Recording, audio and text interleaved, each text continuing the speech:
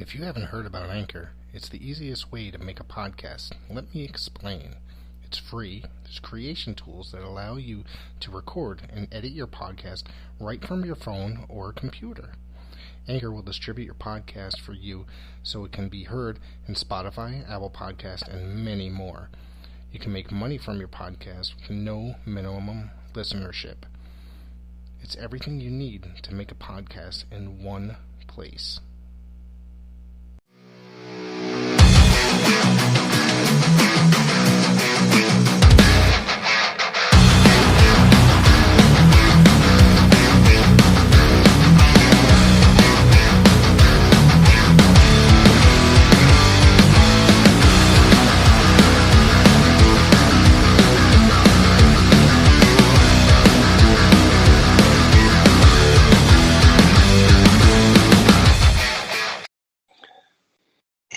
What's going on, everybody, and welcome to the Pro Wrestles Home Podcast. This is Rick. Joining me, as always, is Dan, DVD Freak, and Donnie Porter, a.k.a. JJ. What's going on, everybody? Hey, how you doing? I am hanging in there. We got a lot of great wrestling to cover. AEW's Full Gear was last night. Also, this morning, I appeared on the Top Rope Report podcast. You can go view that listen on Anchor, Spotify, and TalkShoe.com. There's also several other guys appeared, such as Duke the Dumpster Drosy appeared, and local ring announcer Matt DeCord, as well as many other wrestling superstars from the New England area. I'd like to say thanks to Mr. Trivia and Greg for having me for their 300th episode. It was always a blast to come in, say hi, and talk about the show. We talked about wrestling in New England and talked about the Pro Wrestlers Home podcast. So it was a lot of fun.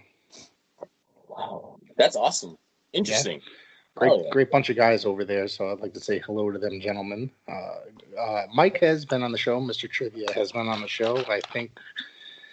I think when Dan and JJ were not available one evening, Mike stepped in, going back probably towards the beginning. I don't remember what we covered, but it definitely was a WWE product. So Mike is very knowledgeable in the WWE. Yeah, I remember the show.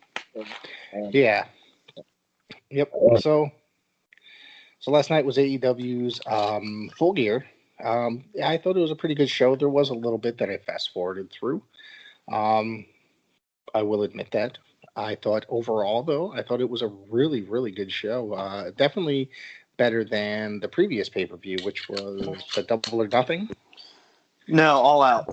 All Out, excuse me. I'm sorry. Thank you very much. And I do have a couple complaints about some of the results, but we'll get into that as well. So, who wants to begin? What do you all think? Dan? It was definitely better than the last two shows. I mean, it definitely utilized a lot of, wrestling where you can actually just sit down and enjoy the show for once. Right. I believe a lot of people have been saying, as well as Brian Alvarez actually said, this was AEW's best pay-per-view, period. I prefer Double or Nothing, the first pay-per-view. Yeah. I think that's their best one. Revolution was great. Mm-hmm. But this was a great show. This, we'll give our letter grades at the end, but I actually rated this higher than I've rated anything in a long time. So, okay. Yeah. I gave it a pretty good rating. As we discuss it, it could go down though, as far as once we break it down and discuss it. So, JJ, what did you think, sir? I thought it was pretty good. I was expecting something not well, but it was good. Right. Do you realize this is the first time that all four of us have been on the same show in quite some time together? It's been a while. Yeah. Hey. I need to pick that back up. Oh yeah. Cheers. I don't have anything, but alcoholism. Support your local alcoholic. So I didn't check the pre-show, but the NWA Women's title was on the line. Serena Deeb, the current champion, defeated former NWA Women's champion Allison Kay by submission. That sounds like it could have been a really good match, to be honest with you. So I wish I'd like to go back and watch it. let me talk about this. So, AEW is basically utilizing 2 women's titles for a division that remains a mess. I mean, obviously, it's still a work in progress. Nothing against Serena Deeb, but I do miss Thunder Rosa as a champion. I think she could absolutely money. Yeah. I mean, this did start out with some traditional back and forth, but then it became more heated as they began to throw strikes and slaps with each other. When it comes to like styles of work, I think that works better for Kay and Deeb. Used to be a great plucky, very better than back when she was in Shimmer. But this match locked in at about 10 minutes, 24 seconds, and the quality of this match was understandable and a simple story. Let's just put it that way. Right. Anybody else got anything to offer? I did not watch the pre-show. Yeah, me neither. I'm going to go back and watch that because, I am a huge NWA fan of the NWA women's division right now. It's possibly one of the best women's divisions that there is in professional wrestling. And, like Dan said, I miss Thunder Rosa because she's actually one of my favorite wrestlers today in the world today, not of both men and women. So she's just a phenomenal athlete and one hell of a woman. And she's also involved in MMA, and she's really doing good in that too. Really? Yep. I did not know she was involved in MMA. Yep. I think she had 1 or 2 fights, and she won them. She might have won both of them, I think. I'm going back. This has to be a year or so ago when NWA was first kicking into gear with Power. I remember they really heavily promoted it on the first season of Power, her fight. And if you watch her fight, Billy Corgan's there. I think Dave Lagana, who was the VP at the time, was also there, stuff like that, and they were really promoting it. So I'd like to see more Thunder Rosa on my television, whether she's going to sign with AEW or NXT. Signs are pointing more towards AEW because I think she's really trolling the NXT fans or the internet wrestling community altogether. Well, I know after the match, Thunder Rosa came out and basically she had her face off with Deeb, staking her claim for a rematch. So, it definitely, promising that she is going to sign with the AEW company. Right. I hope so. Before we get into the opening match for the pay-per-view, one of the things is, I don't know where it appeared, I don't remember, but Don Callis appeared from Impact. Are Impact and AEW working on a relationship? There's no real word going out as to what's going on. Or it could just be because him and Jericho are like best friends. Yeah. So Jericho could be working on a deal helping them get some shit together. He should be working on a deal with Jenny Craig because honestly, Jericho is the fattest I've ever seen him. I was terrified watching this because I was like, oh my God, he's going to have a fucking heart attack. Like, what happened? Right. It's scary. When we get there, I'll get there because I do want to discuss his match and the way he was moving in that match, but we'll definitely get there. I mean, because I definitely had some concerns watching him as well and saying that's not the Jericho I grew up with, and that's not even the Jericho of 6 months ago. You know what I'm saying? I understand we're in a pandemic, but, when we get to that match, we'll talk more about it. I mean, I'm no one to talk. I'm a fat ass myself, so... I'm a fat ass at heart. Yeah, me too. So the opening match was Kenny Omega defeated Hangman Hangman Adam Page. The winner goes on for a future AEW World Title. There was a huge tournament. This was the finals of the tournament. All right, I get it. I made a mistake. What kind of Freudian slip is that? And I haven't even been drinking. Like, that's the other thing. Hangman Apple Page. Hey, my slipped. All right, so I really enjoyed this match, and it was noted somewhere before the end was kind of like fucked up in a bit that, Page hit his finisher, and it was like more convincing than, Omega, kicking out and then comes up and like hits like his fucking lame ass finisher and then pinning Page Apple page. So, well, go ahead. Yeah, the finish here was a little clunky. Like, it was just kind of like usually Kenny Omega, he's smooth as fuck in the ring, but like this was just kind of like he was like, waving his hands, trying to grab his head, and then it just kind of happened halfway, and then that was it. So yeah. I did enjoy this match. Overall, with like I said, a sort of weak ending. I went about 16 minutes. This is it was a great opener to get the viewer and the crowd, if there was like an actual crowd. I know there's very minimum people there, but if this was like a packed arena, this match here would get the entire crowd amped up and so into the night for professional wrestling. The attendance was so. Oh God! Great. The attendance was officially announced as 1,000. Oh wow! That's quite more than I imagined. Yeah. But anyway, Dan, go ahead. All right, so like I was going to say, this was a great opening match, and I appreciate that they didn't try to put on a marathon or anything like that. Right. An efficient use of time that told a great story with, plenty of action. I do feel like that they have something better in them. But the way I do see this, though, I think where the company's direction's going, not to jump the gun a little bit, I mean, we all know who won the main event here. But the way I see it, it's obviously, when it comes to the title change, it's going to go from Moxley to Kenny to Hangman to eventually somehow dropping it to Kingston. Do you think that that's how it's going to go? Legit?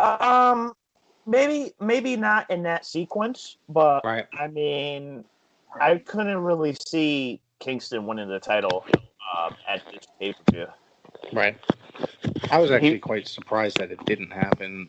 Not that I really expected it to. I just thought that if it was going to happen, it would have happened tonight. That's just my personal opinion, though. The only thing he deserves is the Beer Gut Championship. This is a guy that's worked his ass off the last 18 years. Don't fuck with my guy. JJ, what do you got to say, man? You're awfully quiet over there, my man. Me talking about? I agree with Rick, because like I saw that Kingston dude, and I'm not too familiar with him, and I'm like, really, this dude? That guy's been around. He's been around for a very long time through Ring of Honor, and that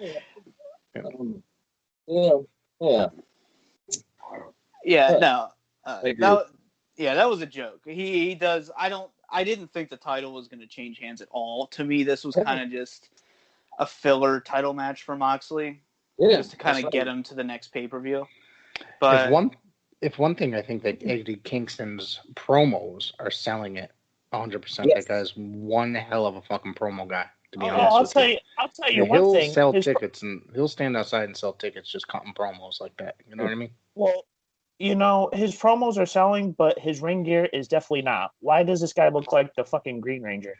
I was surprised at his outfit, because it's like I saw he came from NWA. He was wearing different ring gear. Did I ever tell you the time that he freaked out my son? I don't know if I ever mentioned that to you guys. No. We're at an indie show probably like 18 years ago, and we're sitting front row, me and my son. My son's wearing a Boston Red Sox hat. And he turned around and looked at my son, pointed right at him, and goes, "Boston sucks." And my son got so scared, he jumped in my arms. So it was hilarious. So, and like, I remember that show pretty vividly. It was like him and Claudio were wrestling Cesaro today. Oh, wow. And so I'm going back quite a few years, It's like, I think it was Claudio might not have even been in Ring of Honor at the time, Quackenbush, I think, was on the show. So the shows were related to Chikara somehow. So. Yeah, he looked like a Spirit Squad member that got released from WWE and started drinking heavily. Like honestly, he looked like a rejected Spirit Squad member. Wow. And that's no offense to him. That's mean to my guy, man. Yeah, pick different ring attire, pal. Like, fuck. Well, one of the things, and I've always complained about this, is in the 90s, wrestlers stopped wearing wrestling gear in the ring. People started wearing jean shorts, T-shirts, name something else. People, guys like, especially in WWF because it was all gimmicks. Clown outfits. There's that. Guys like Matt Bourne, when he was in WCW, Big Josh wearing a flannel and jeans. It's if you're going out there and you got to look like a wrestler. That's my personal opinion. You can't just look like you just came off the street and be like, "Hey guys, I want to fight."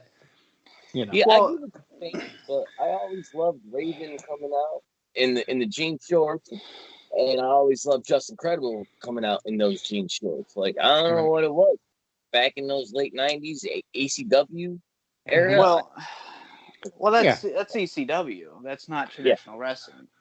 Well, I mean, it's also just a matter of opinion as well. So you know what I mean? It's just that's. Well, put it this way: if you're going to be doing hardcore wrestling, you really think you want to get some expensive ass tights ruined? Why not wear jeans that are affordable, like $20?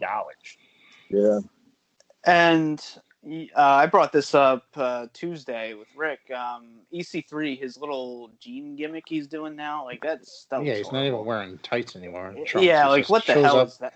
He shows up like with like a zippered hoodie with no shirt on and long jeans, and he's just like he's going in for a bar fight or like he's in Fight Club or something. It's like a fucking if they're going down the walkway for fucking Hollister. Right. Hey, we don't talk about Fight Club, all right? Yeah, that's right. That's the number one rule. I never said. Come on, man. Brad Pitt. Listen to Brad Pitt.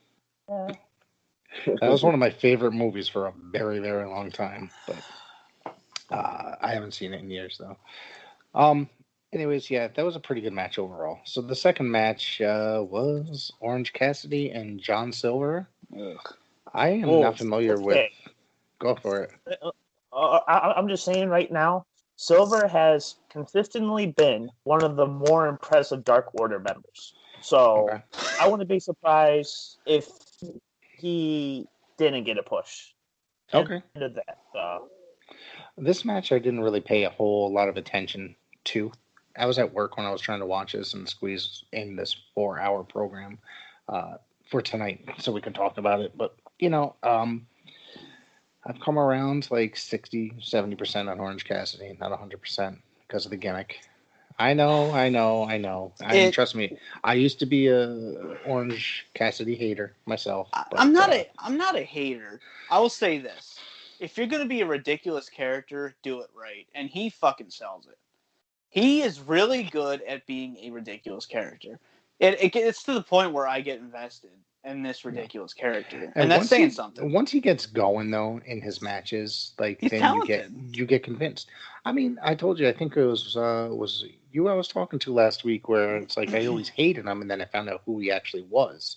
He wore a mask in Chikara, and he was part of the colony, and he was a fire ant. So, I mean, I didn't realize that, and I actually found that out, I think, just a few weeks ago. So I take back about 70% of the bad things I said about him being a ridiculous wrestler. So he's a genius. I'll admit he's a genius. Well, if you can get something like that over, then there's definitely some sort of genius level. And like I said, I am a traditionalist. I know you are too, Freak, that you like watching two guys go out there wearing wrestling gear and grappling. This guy, I'm kind of giving the exception to because I am somewhat entertained. You know what I mean? I have a hard time, just like Cornette, progressing with the business.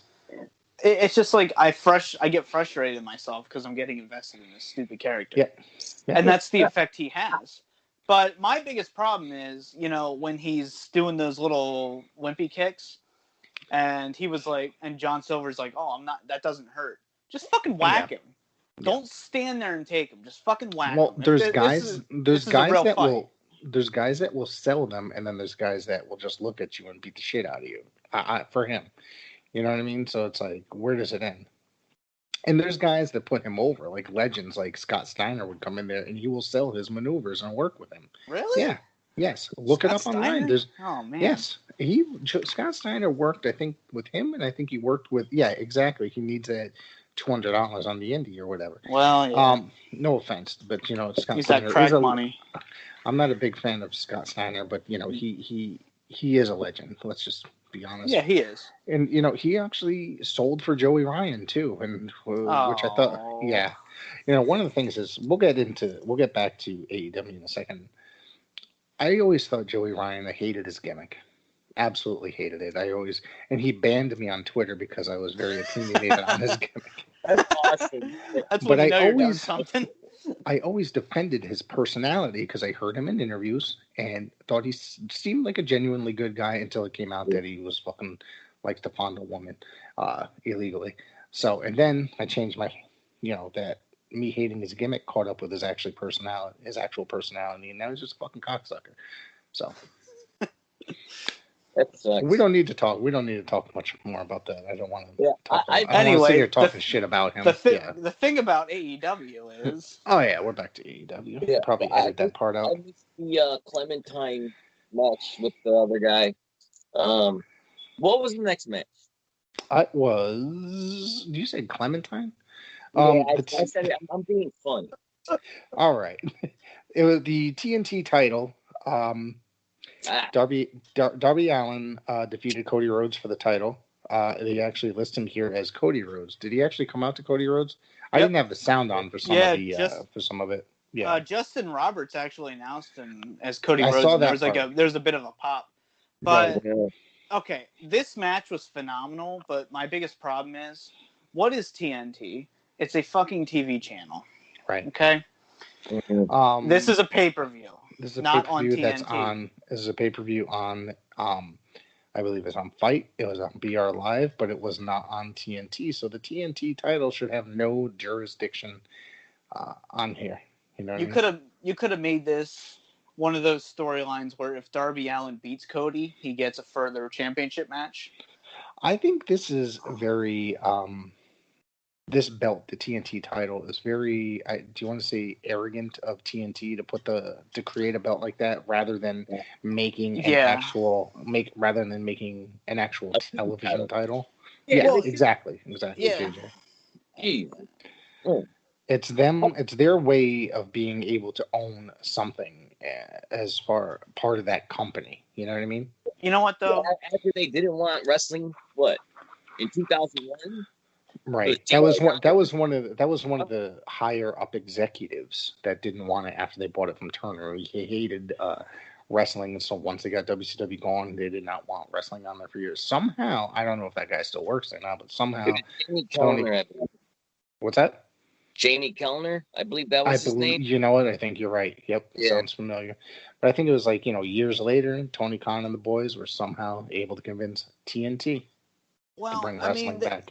They really did take a chance on AEW, so it might have been one of those things where hey, let us have the name of the mid-card title, Right. But because they signed him on for a 5-year deal, last year. I remember that. Well, came out, I think initially, awesome. I don't think it was initially a 5-year deal. I think they added that on after a few months of. I think it was a year later. Yeah. Yeah, it was the success of the show. They were like, hey. We're going to add this on, and then supposedly they have another show that they're going to be adding to the channel as well. Oh, God. Another AEW Thunder. That's where all the guys from Dark wrestle on actual television. I really don't think they should have a second show, but whatever. Well, if they're going to do it, and make it I'm going to disagree with you. If they're for just a slight bit, and then I'll explain why. If they're going to do it right now, is the time to do it because professional wrestling is hot right now. You're going to get ratings. You get what I'm saying?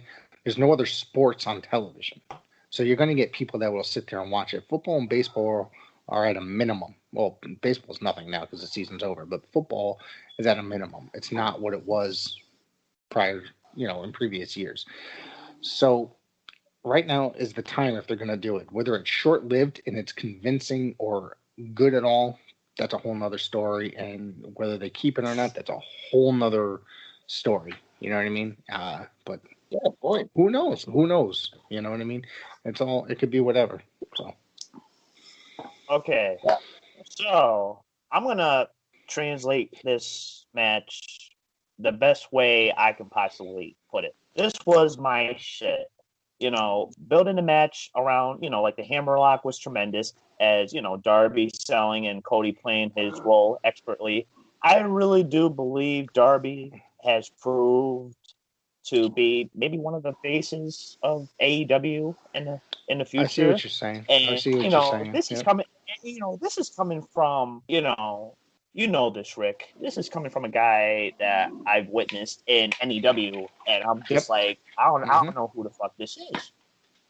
Right. And I was just so blown away by, only seeing or witnessing just a few of his matches last year, here in my area. And I'm just like, wow, that'd be so cool to actually see him on I think if I remember correctly, didn't he have some matches in Evolve as well? Am I wrong? He had some. He had some in Evolve, but this was like way before I knew who he was. So like I was just discovering him and everything. But the fact, and the one thing I did like about this match, I felt like Cody was practically, passing the torch in a way. Like, he's just passing the torch to a younger generation. Like, hey, Darby Allin, here you go. He got on one knee, he handed the title. I like that presentation. How old is Cody Rhodes? Because I don't think there's that much of an age difference. I want to say he's like 30.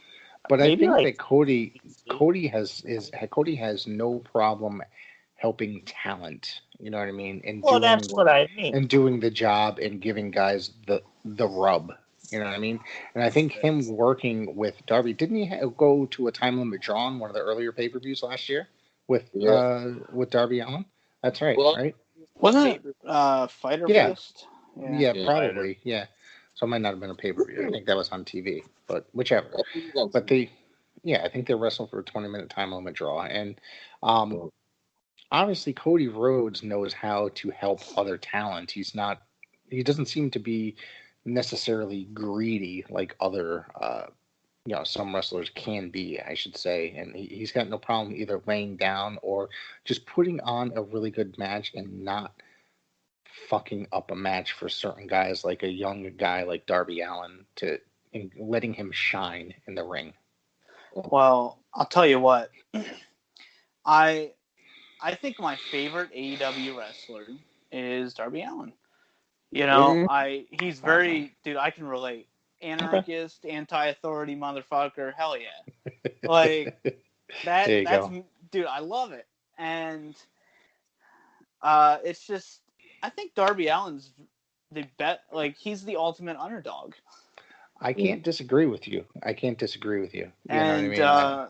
I watched his interview with Chris Van, whatever the fuck, on YouTube. Chris Van Vliet. Yep. Yeah, there you go. And I was a huge fan of him just because of that interview. And do you know where he got his ring name from, JJ? It was from G.G. Allen, and Darby was from some racer guy or some shit. Darby Crash from the Germs. There we go. It's two different bands that he took the names. I thought that was I thought it was all very interesting, to be honest with you, because in the beginning I had no fucking clue. I just didn't even think about it, until I saw some little feature on him where he mentioned it. So yeah, I dig it. I like Darby Allin. But I'm just excited for Darby Allin to make his own fucking mark in wrestling. Yeah. He's going to be a big fucking star. Yeah, and absolutely. Yeah, I'm excited. I've seen so much. I was going to say, I've seen so much potential in him ever since he won the NEW title at Six Flags against JT Dunn. Right. And that had to be an incredible match right there. Yeah, I was going to say. Yeah. He also had Priscilla Presley, so. What? Fuck. I think you're thinking about Priscilla Presley. You mean Elvis's ex-wife? Who the fuck did I? Priscilla. You said Priscilla. Are you saying Priscilla Kelly? Yeah. Yep. Never mind. You said Presley. I was like, she's probably 70 right now, dude. Sorry. Yeah, Priscilla Kelly. Anyway, though. Oh, God. No, that's pretty comical. I don't know how you could let that go, but anyway. Maybe it wasn't him. Anyways, we don't talk that shit here. The women's match, Hikaru Shida defeated Nyla Rose. Awful. I'm sorry. No, it wasn't awful. You know, it wasn't awful. I'm very opinionated on the women's division in AEW. All right. You start on the pre-show with the NWA women's division, okay? But then your women's division is not nearly as good, and they give you just about 5 extra minutes. Okay, no offense to Hikaru Shida. Nyla Rose is not the greatest women's wrestler. I feel bad because people judge her for, but this just wasn't a good match, man. I'm sorry. It just wasn't a good match. I just can't. So let me put it this way.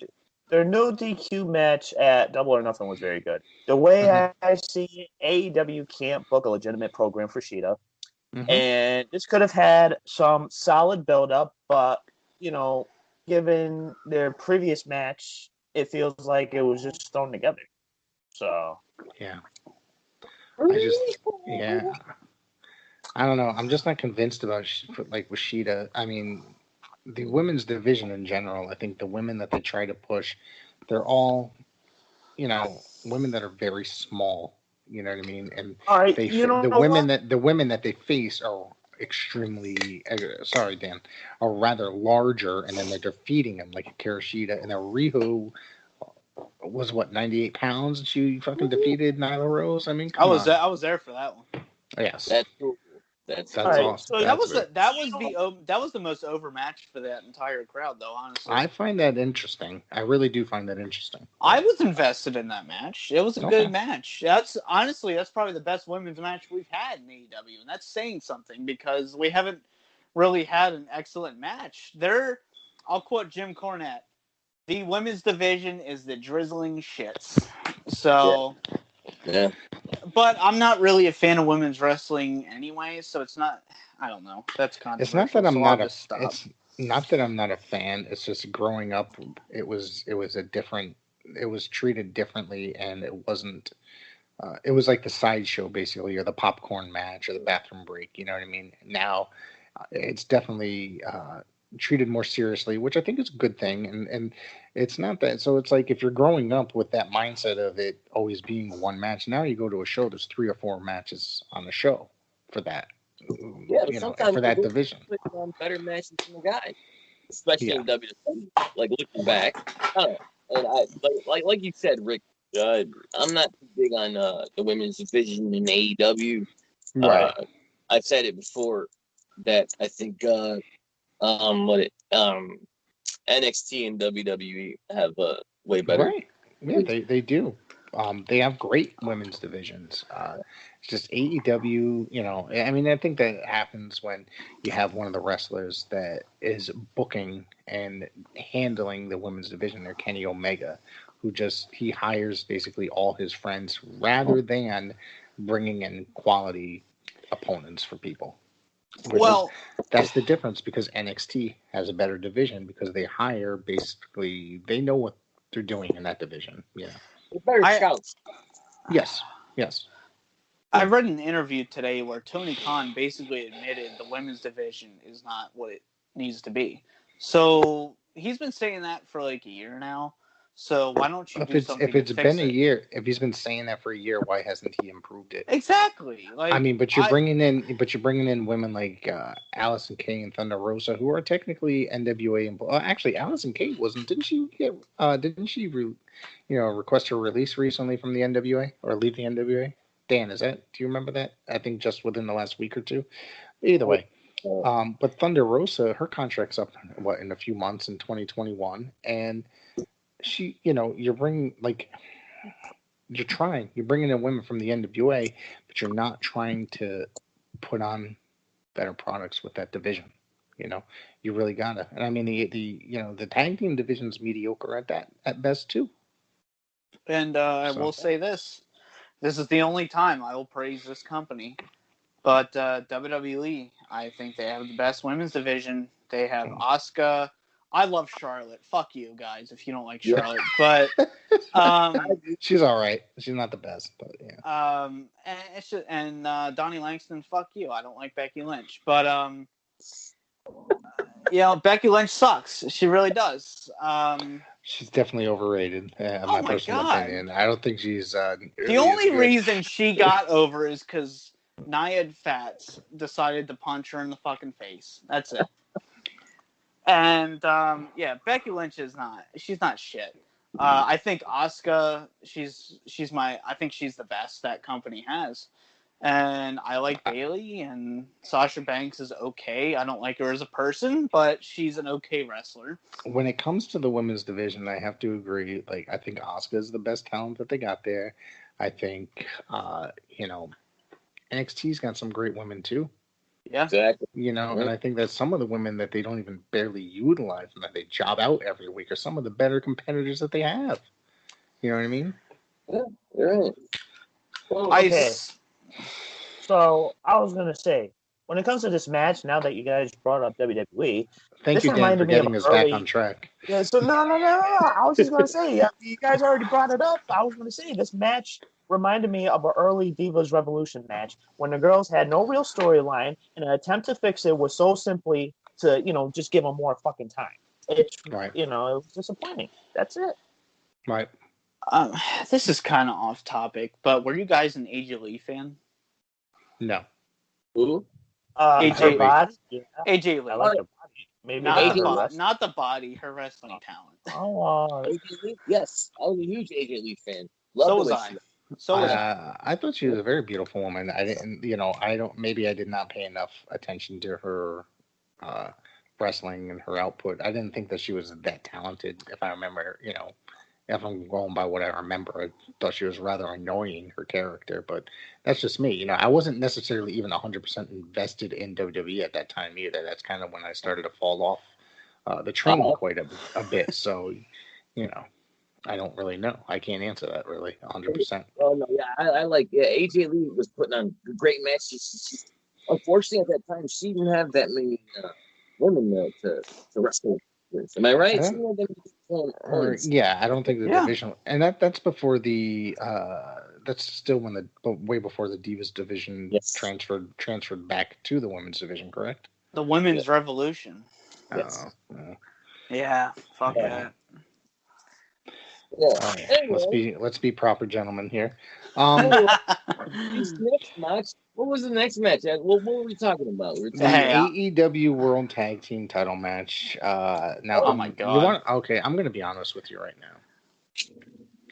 You dumb motherfuckers. Okay, Young Cucks, Jericho, Cody, y'all could go fuck off. This match might have been really good. Have gone half an hour. Just took the belts off my guys and you can go fuck off.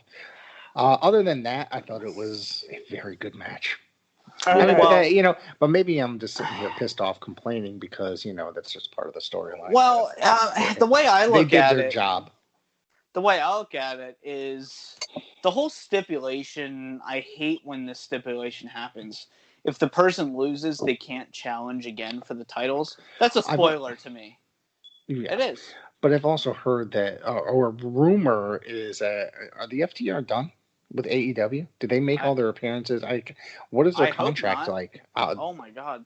I'll tell you what, man. Well, that's the rumor. I read an article this afternoon, and not for nothing. Exactly, JJ. I don't know how true it is. It's just something I came across. It was only one article. I didn't see it anywhere else. So I always usually try to fact check my stuff before I bring it up here. So I don't know if that's true by any means, because, where the fuck else are they going to go? Impact? I mean, let's be serious. New Japan. Well, there's that too. Okay, never mind. Ring of Honor. Ring of Honor. I would, great. They would, and I'd like to see them in either of those. I mean, considering that, I'm watching Ring of Honor and New Japan just about every week now, so I wouldn't mind seeing them over there. There's a lot of guys I'd like to see go to New Japan, to be honest with you. Or they could just go to the NWA. Well, considering there's a working relationship, it's, appears. So, they could definitely go there or show up on the UWN Tuesday night programs. So we'll see. This match was amazing. Yeah. Okay. FTR cutting the ring in half. It's a quick tag. That's just, every time I see, these two wrestling tag match, it brings me back to my childhood, the way they wrestle. They're a very old school team, and they understand psychology in the ring. Yes. I love it. Well, all right. I'm gonna try to make this short, but the ending to this match was fucking genius, and let me tell you why. Okay. For years now, what was Revival's catchphrase? No flips, just fists. Yep. And Brian Alvarez put this best. I'm going to try to paraphrase it. Yeah. The ending to this match was basically you have, I don't remember who it was, but Dax, I think, is Dax. Richard. Yeah. He could have gone for the pin and probably won the match, but he's like, you know what? No, I'm going to go for the 450. Mm-hmm. And they've always been against this. They've always been so traditionalist. Mm-hmm. And he went for the flip. He missed it. He got the super kick, and that's the finish. This was like a 4-year build. Not intentionally, but by accident. This match, to me, is a 5-star match. Right. I loved everything about it, except for the finish, because I don't like the young fucks. But, like I said, the fact that they had the stipulation where they can't challenge for the title again if they lose, that. But why do you realize how many times AEW has done that? I remember Cody had that as well. Yeah. Well, now he lost, Card. Oh, wait. It wasn't on the same card, was it? No. It was last year sometime. I honestly don't remember. So it very well could have been for all I know. But, I just find that if you're going to keep doing the same stipulations like that over and over, it's insulting to the fans, to be honest with you. Because why on earth would you have the FTR, one of the greatest tag teams in the modern era in the last 5 to 10 years, do something like that? It just looks like, hey, they're out of here. They're gone. They're not coming back. Like, what happens if they fucking end up coming back a month or two later? There's a fault in what you just said. They are the greatest. Oh, okay. I'm sorry. They are the greatest. I really wish Jim Cornette would fucking manage them. I really do. That would be amazing. But they got stuck with what's his face. So I'm okay with that too. I enjoyed with Jim Ross. So there was a sequence during the match. I forgot who picked up what it was, but Jim Ross was like, "Oh boy, man, he just country boy strong." And I popped for that. I don't know. It was during the match. He was like, "Well, you're talking about this," but he said something boy strong. And I thought it was great. So R&B City boy strong. Yeah. Well, we'll have to see where it goes from here. The next match I did not watch because of the stipulation. I think I said that before. I kind of fast forwarded through and saw clips here and there.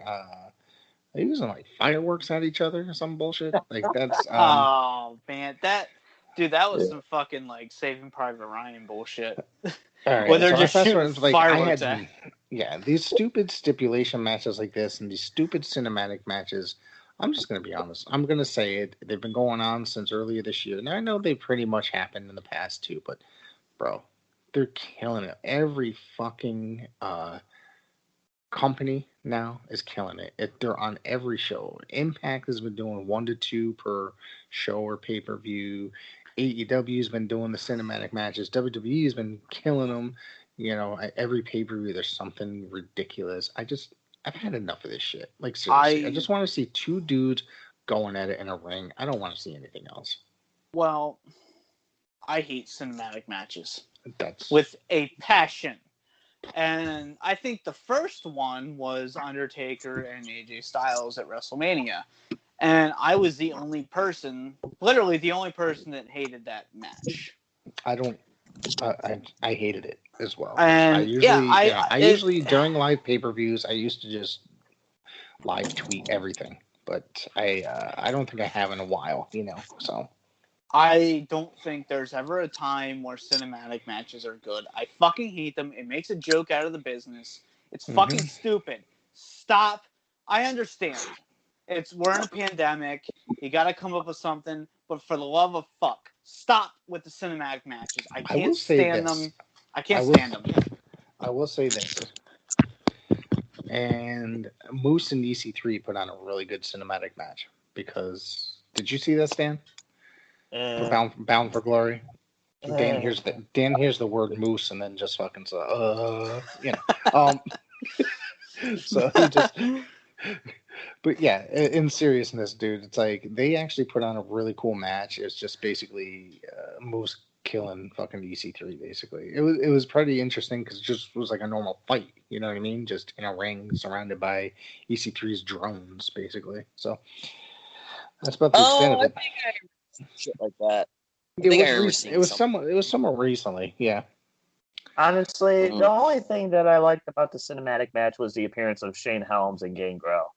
Yeah. Yep. I agree. Yeah. I did love the Senior Benjamin cameo, which probably got the biggest pop. Yeah. You were able to hear the crowd pop for that over. Yeah. I didn't hate this match. I know you guys did, but in the beginning, Sammy Guevara did a really cool backflip off a monster truck tire, and that's something I never saw in wrestling before. Yeah, but this is JJ. Is this JJ finding the positivity and everything? Better than that. All right, let me. Better than that Hulk Hogan fucking giant monster truck fight that they had in it's 95. I actually just watched that recently. Somebody posted that whole entire thing on Facebook, and I watched that. That's fucking where he pushes the Big Show off the top of the building, and then all of a sudden they both walk to the ring. That was the Joe Louis Arena, right? I believe so. Yeah. Yeah. This I thought the moonsault was kind of cringy because it was very silent. Yeah, and it's just like you can't do big impact moves like that if you're doing the cinematic. Yeah, it was or with no crowd. This match was cringy, and I didn't like how there were so many run-ins for this match. It was like a fucking battle royal at one point. Yeah, there always is for stuff like when they do stuff again. Look at the Undertaker and AJ Styles. The Good Brothers had to get involved. You know what I mean? It's just come on, yeah. Seriously, when I was watching this match, I was seriously waiting for Willow to show up, and then I'm like, wait a minute, no. It's only a matter of time, I think, before he requests his release and Willow will show up. I hope. I was expecting Willow to show up, but no. I mean, I didn't hate it. I understand everybody else. I know Freak hates it. Rick didn't like it. Dan, I don't know if he liked it. I mean, if you liked it, that's quite all right. You know what I mean? Because I'm sure I like a lot of garbage and nobody else likes. That's why we're four retards with four different retarded opinions. There you go. Well, this match had its entertaining moments. I just think it went 10 minutes too long. Well, I'm looking at it. Oh, it doesn't even list the time. So it was too long. That was my really only problem with it. Because I love Broken Matt Hardy, I do, but it doesn't need to go 30 fucking minutes. Right. I agree. So right now on my television is classic AWA from like 1984, Sergeant Slaughter and Larry Zbyszko. I mean, come on. Oh man, yeah, that's some good shit. That's a great era for the AWA. That's probably the end of the great AWA. That's Rick. Motherfucker. All right, anyway.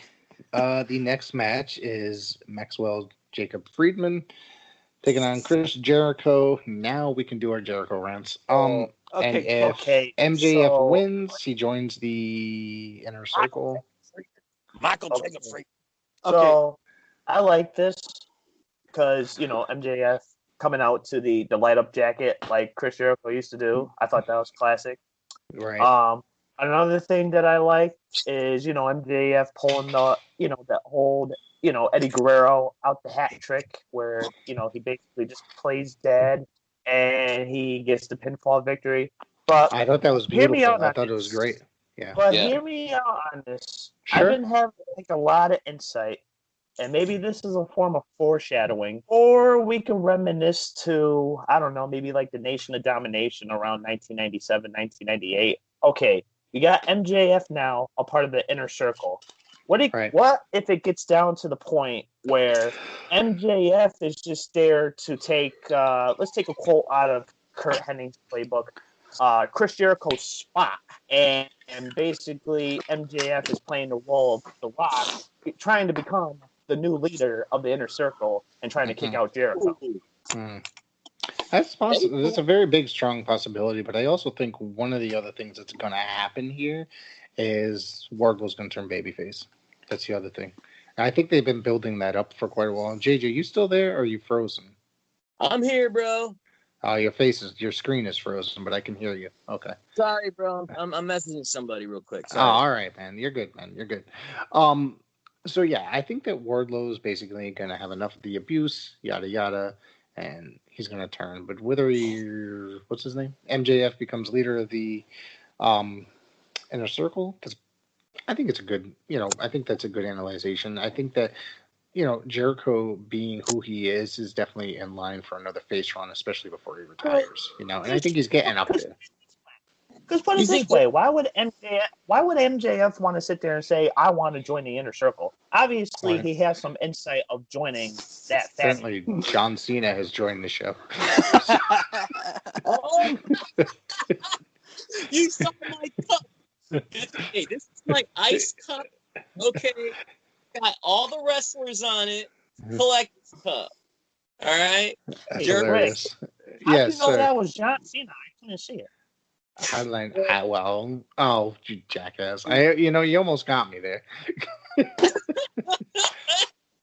All right. I mean, all right. So I'm going to be honest with this. 16 minutes. Ouch. Jericho did not look like Chris Jericho in this match, man. He moved slowly.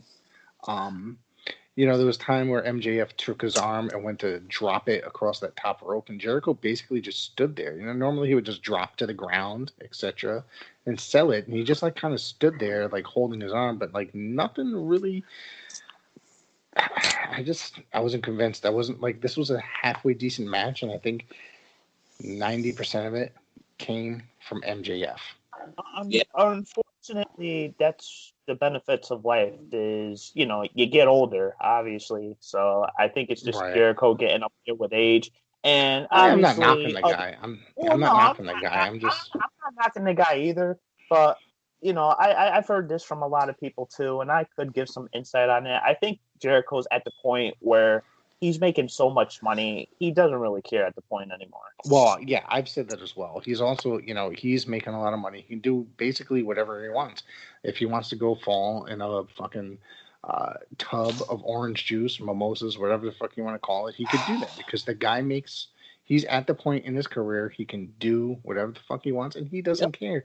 He's probably going to be retired, and let's be serious, he's probably going to retire in another 5 years, if that. You know what I mean? He's not necessarily in the shape to continue on with the career that he's had the last 30 years. What, he just celebrated his 30th year a couple of weeks back? So, yeah.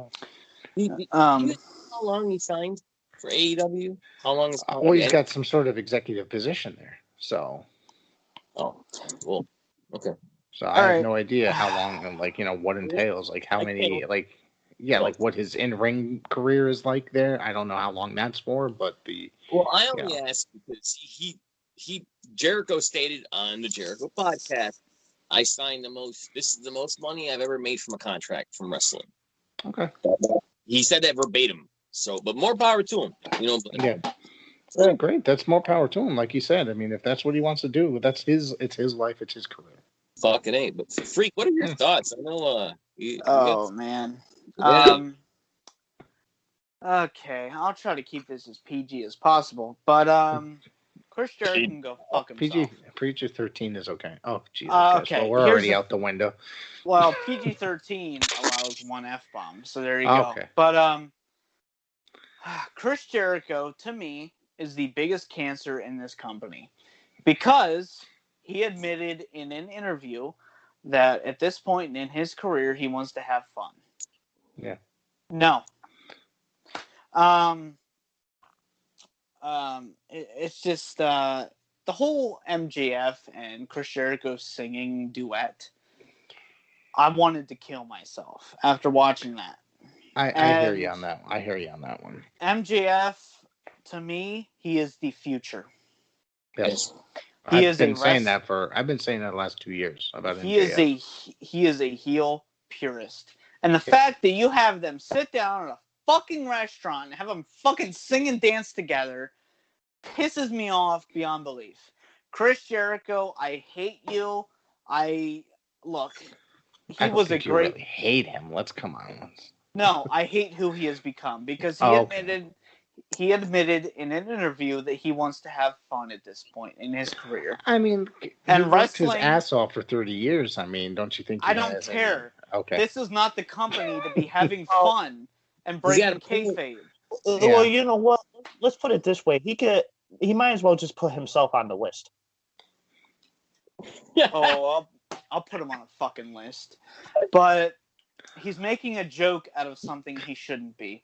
MJF is the future. Yeah. I've been saying that a long time. Yeah. This is not the feud that MJF should be in because this is a joke. Chris Jericho wants to have fucking fun and just have a good time. That's hurting the business. Chris Jericho... He could do that on Saturday morning cartoons or on... You know what? He thinks he's a rock star. I'll tell you what. Fozzy is shit. They are a fucking terrible band. They really are a terrible band. They're modern. They are modern, generic rock. Fuck you, Chris Jericho. I hate you, and I wish you would retire. I want to know who your guys' opinion on this steel cage match, Chris Jericho and Sebastian Bach. Who you got? I didn't see it. I don't know. Dan, do you know what I'm talking about, Dan? I'm going to go with Jericho. Sebastian Bach apparently just ripped him a new one and made fun of him online, saying that his facials in his music video. I don't know. Why are we talking about Sebastian Bach? He's a musician. Yes, because he called out Jericho for being like... Sebastian Bach is dead. What are we talking about here? No, he's not. Jesus There's a wrestler named Sebastian Bach? No, the guy from Skid Row. You never heard of Skid Row? All right. You've never heard of Skid Row, the Youth Gone Wild? I've heard of Skid Row, but I don't like that type of music, so, yeah. That's like 80s glam rock.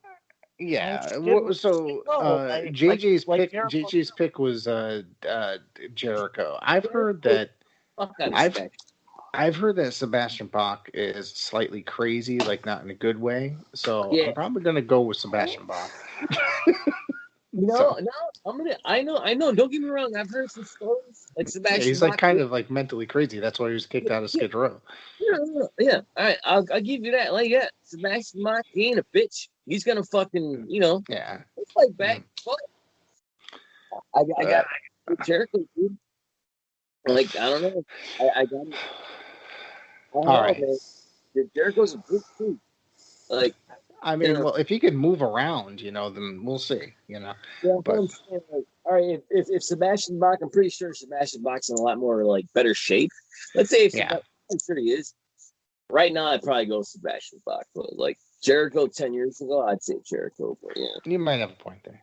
Well, don't get me wrong. I love Chris Jericho in the early 90s. Well, not more like late 90s, early 2000s. I love Chris Jericho back then, but now he's in it for fun, which is not what you need to do for a early wrestling company.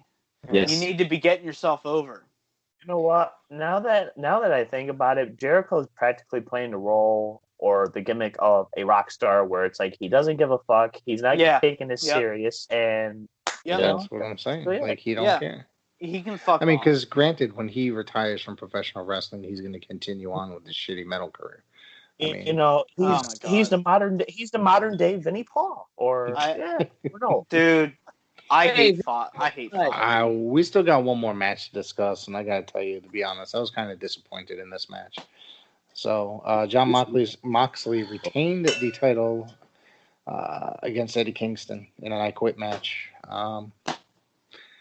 I didn't really care for this match that much. I don't know. I used to think Moxley was like the future of the business. I really did. And I'm going back, like when he was in WWE, when he was in NXT, when he was Dean Ambrose, I thought that he was going to be a major star, which, okay. I wasn't wrong. It just so happened to be for a different company than I predicted. And I'm just, once he got there, he's boring to watch now. You know what I mean? I agree. This is my personal opinion. He fought very hard, and I always enjoyed watching him in WWE and CZW, and he made some TNA appearances back in the day as well. I always enjoyed watching him for many years, and it's just and even his earlier AEW appearances, I thought were pretty good. It's just him as world champion there. It's slightly boring, actually heavily boring. That's just my personal opinion. I'm just not convinced anymore.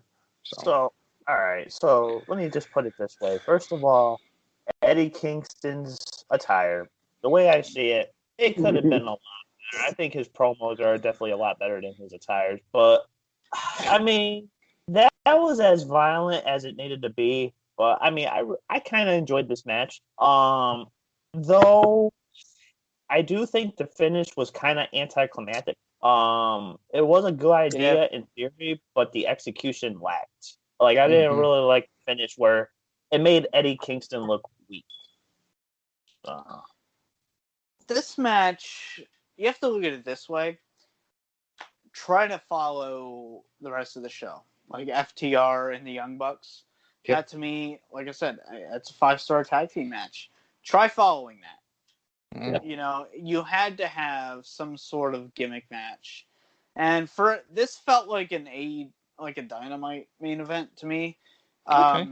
I don't think Eddie Kingston, I hate to say this, but I don't think he was ever going to win the world title here. This to me was an obvious win for Jon Moxley, and I do agree, Moxley. I'm glad he's in AEW because he can be more himself. Mm-hmm. But I don't see him as the face. He's not.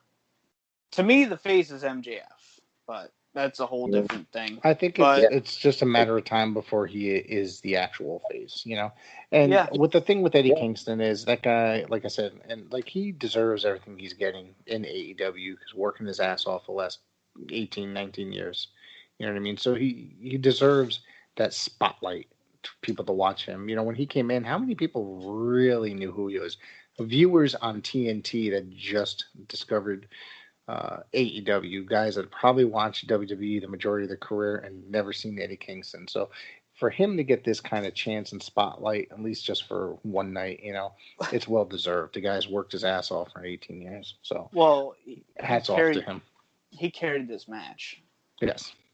He's great with psychology. Facial expressions, everything. He carried this match. And Jon Moxley, I feel like he's just kind of showing up for a paycheck at this point. That's how I feel. And it's sad to think about, to be honest with you. But maybe when the pandemic's over, things will change and people start caring more. You know what I mean? Because we're still, this country's still a little bit fucked up. You know what I mean? We're still trying to work through a lot of bullshit. So. Oh yeah. I don't watch all three of these. I don't watch AEW. I don't follow it. I'll read what's going on the third sheets, and that's it. Watching this, I had no idea what the main event was. Obviously, I didn't. I had no idea that I was. I don't think I've watched. Go ahead. Yeah, I had no idea what was going on. I watched this event, and then they showed the packages between Moxley and Kingston. And, again, I had no idea they were feuding. I had no pre-knowledge of the shit. Right. I was invested because those promos, the pre-match shit, and you had wasn't Jim Ross talking? Am I right? You had other people talking. He was commentating. Yeah. Well, they were putting their input on this match. Yep. And it felt like a big fucking deal. It did have a big fight feel. Yeah. Yes, and that's what I have in my notes. It feels like a big match feel to it. That's what I felt, and then I watched it. It got pretty fucking violent. the ending. I mean, I saw barbed wire. Someone, Kingston was in a chokehold with barbed wire on his throat. Yep. Okay, that's pretty serious shit. You know, I don't know. Watching it, and keep in mind I was sober when I watched it, so I was just like, damn. All right, they're going pretty far.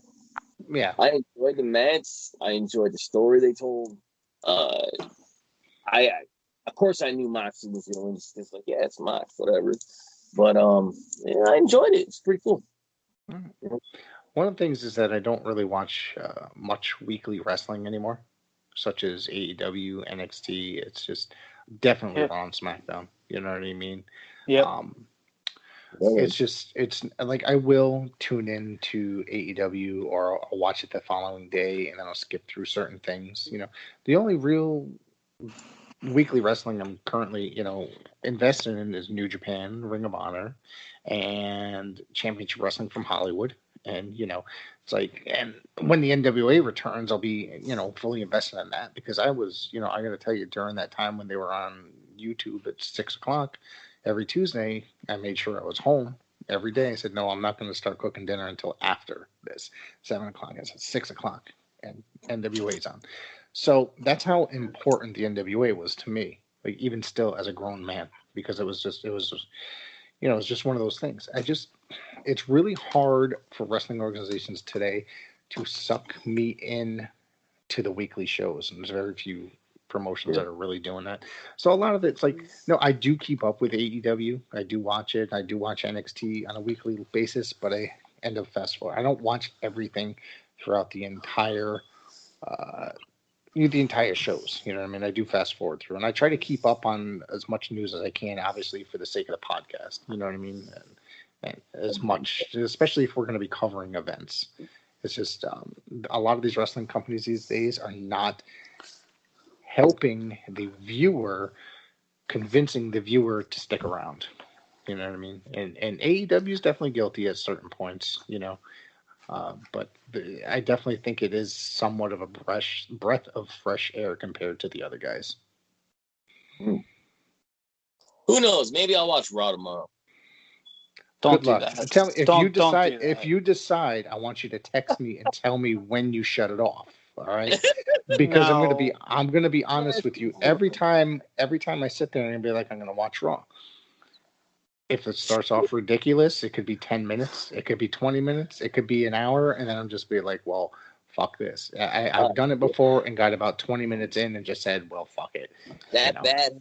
That bad? Yes, it has been consistently that bad. Everybody's saying now, and I've been hearing this over the last few weeks, that SmackDown's been the show for WWE right now. Like a couple people have even graded it an A+. I don't think I can. Oh, fuck rate me! that. No. I knew that was going to get a freak of reaction. No, come on, A+ my ass. Fuck them. No, come on. I can't picture that, especially in the Thunderdome. I mean, but then again, those are the shows with Daniel Bryan's, so it very well could be. Fuck. Yeah. I'll have some time. I'll have some time to myself, so maybe I'll watch it tomorrow. Look, if you need emotional support, I'm here, man. Should we give a grade for this pay-per-view? I'm gonna go pretty much, the first, there's only like 2 matches that I wasn't necessarily convinced about. 3 maybe, but the rest were pretty good. So I'm gonna go with like a B+ on this. I'm going last.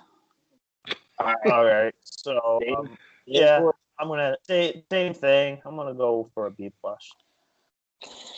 I'll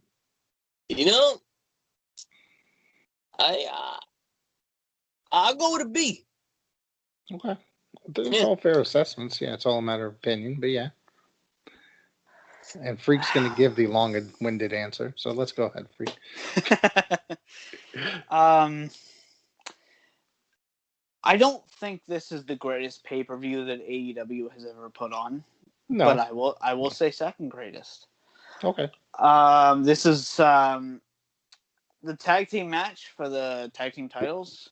That was a masterpiece. Cody and Darby was great.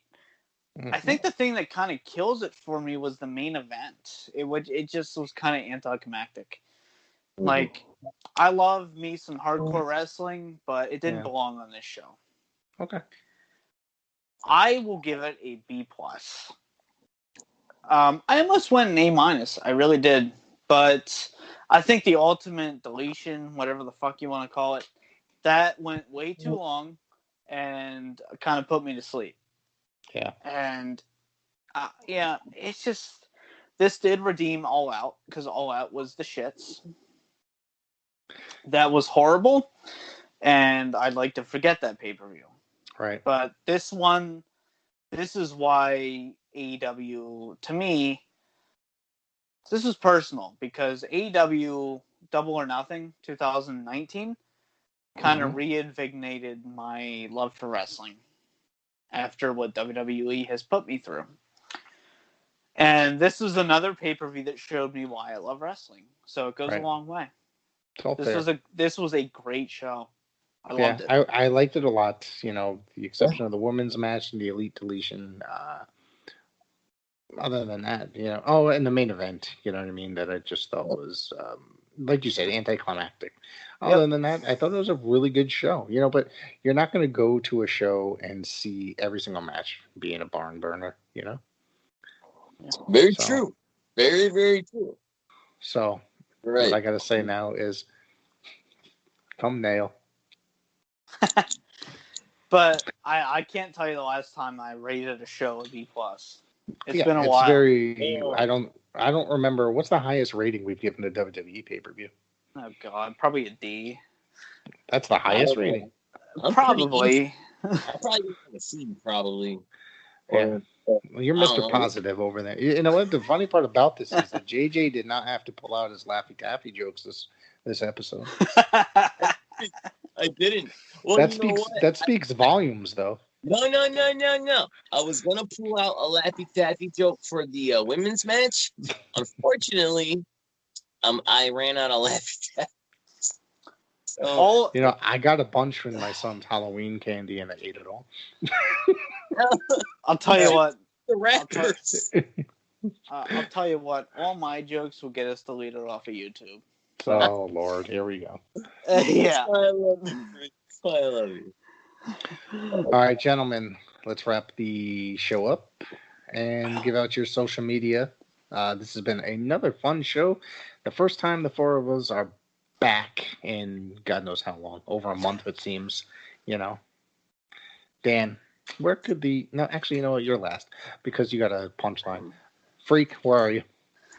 The DVD Freak on YouTube and the Wrestling DVD Room on Facebook. That's probably the best way to reach me. I'm not really too active on social media. Just type in the DVD Freak. If you see the CM Punk logo, you found me. That's all I have to say. JJ? You find me anywhere but Facebook. Most active on Snapchat at JJSINNC at JJ Simmons. And of course, you can find me, the very charming Rick Del Santo, the Rick Del Santo on Instagram and Twitter. Please like, subscribe, share to our YouTube page, Pro WrestleZone Podcast, and try to harass your friends, family, animals, anybody to try to like us and watch us. And I think Dan's got a couple words that he wants to get off his chest. Shit. Really? Oh, what was I going to say? What are you doing? Oh, yeah. All right. So, all right. Forms of social media. You can technically find me on any forms of social media: Facebook, Instagram, Twitter, and of course, YouTube at DanTheBeast94. So be sure to hit that subscribe button, especially if you're going to be watching our videos and you're not subscribed. What are you doing? Hit that button. Rick, take it away. Enjoy, folks. Enjoy.